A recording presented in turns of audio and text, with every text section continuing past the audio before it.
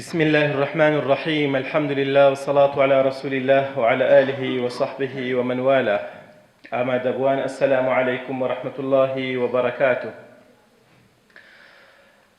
دیارە سەرڕایەوەی کە بە خێراتنێکی گەرمی ئێوەی خۆشەویست و ئازیز و بەرز و بەڕێز دەکەین، بەخشین و بەخشندەیی فرمانێکی خوا و پێغەمبەری خوایە. خوای گەورە ئەمرمان پێ دەکات، دەفەرمێ وەئەنفقوا مما ڕەزەقناکم، ئەوەی کە خوا بە ئێوەی بەخشیوە ئێوەش بیبەخشن بە خەڵکێکی دیکە. بۆیە دەبێت ئینسانی موسڵمان لەو ماڵەی کە خوا پێی دەبەخشێ بیبەخشێ بە کەسانێک کەوا لە ئەوان هەژارترن. بۆیە لە ئیسلامدا نیظامی زەکات هەیە، دینەکانی کە زەکاتیان تێدا نییە. زەکات چییە؟ تؤخذ من ئەغنیائهم وتوزع على فقرائهم. لە دۆڵەمەندەکان وەردەگیرێ دەدرێتە فەقیرەکان. یەک لەو کافرانەی کە بوو بە موسڵمان و بۆ لەو زانایانە کتی تەنها لەبەر سیستەمی نیظامی زەکات بوون بە موسڵمان.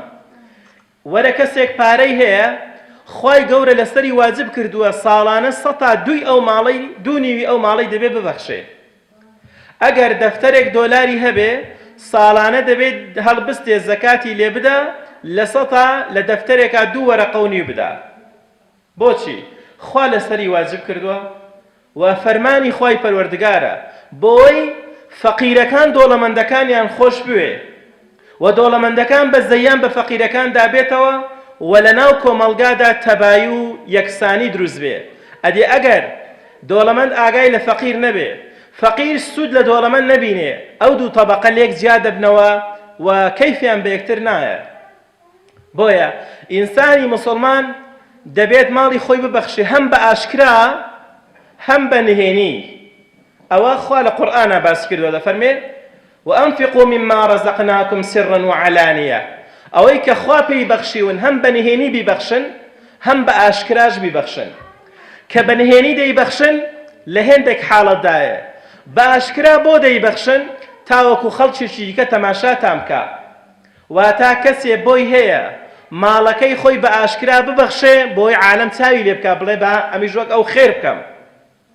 بۆیە دەستگای بەخشین یەکێکە لەو دەستگا گرنگانەی کە لە سەرتاسەری هەرێمی کوردستان دەستی هەژاران دەگرێ، دەستی دۆڵەمەندەکان دەگرێ و پارەیان لێ وەردەگرێ، دابەشی سەر هەژارەکانیان دەکا. ئەوەش لە ژێر باڵ و چەتری کۆمەڵی ئیسلامی کوردستانە. کۆمەڵی ئیسلامی کوردستان توانیوێتی وەکو حیزبێکی سیاسی خاوەنی چەند مەشروع و پرۆژەیەک بێت کە جێگای شانازیە. یەک لەوانە خاوەنی خەستەخانەی بەخشینە. خەستەخانەی بەخشین کە مانگانە دەیان کە سەدان کەس لەوێدا چارەسەر وەردەگرن بەبێ بەرامبەر. ئەوە فەزلەکەی دەگەڕێتەوە بۆ دۆڵەمەندەکان و بۆ کۆمەڵی ئیسلامی کە لەژێر چەتری ئەو داتواندراوە ئەو مەشروع و پرۆژە خەیریە بکرێ. خاوەنی دەستگای نووری حیکمەیە. نووری حیکمە دەستگایە کە مناڵەکانمان فێری قورئان و ئەخلاقی جوان دەکا کە لە سەرتاسەری کوردستان 7500 تەڵەبەی هەیە. بۆیە بەڕێزان ئەوەش لەژێر چەتری کۆمەڵی ئیسلامی کوردستانە کە ئەو منداڵانەوان فێری ئەخلاق و قورئان و ڕەوشتی جوان دەبن. خاوەنی کەناڵی ئاسمانی بانگەوازە کە مامۆستایەکە لە ماڵەکانماندا دەرس بە خێزانەکانمان و بە خوشکەکانمان و بە مناڵەکانمان دەڵێ. چونکە ئەوڕۆ ئێمە سەرڕایەوەی کە قەیرانی داراییمان هەیە، قەیرانی ئەخلاقیشمان هەیە، چێ نەسیحەتمان دەکا، چێ ئامۆژگاریمان دەکا، چێ ڕێی باشمان پیشان دەدا. بە تەکید زۆربەی وێستگەکان، زۆرگەی مەحەطە و مینبەرەکانی کۆمەڵی ئیسلامی لە خزمەتی ئێوەدان بۆی لە ڕاستە شەقامی ئیسلام و لە ئەخلاق و ڕەوشت بەها باڵاکان دوور نەکەوینەوە. بەڕێزان پێغەمبەری خوا عەلەیهی سەڵات وەسەلام دەفەرمێ فێرمان دەکا کە بەخشین کەم بەخشین عیب نەبێت، بەڵام نەبەخشین عیبە. وەلحەمدولله بەرپرسەکانی کۆمەڵی ئیسلامی وەکو سادە و ساکاری و خاکیبوونی وەکو ئێوە دەژین. بۆی فێری هەموو جیهان بکەین کەەوە ئەسڵی ئیسلامەتیە و ئەسڵی قورئان و سونەت و ڕێبازی پێغەمبەر ئاوامان داوا لێ دەکات.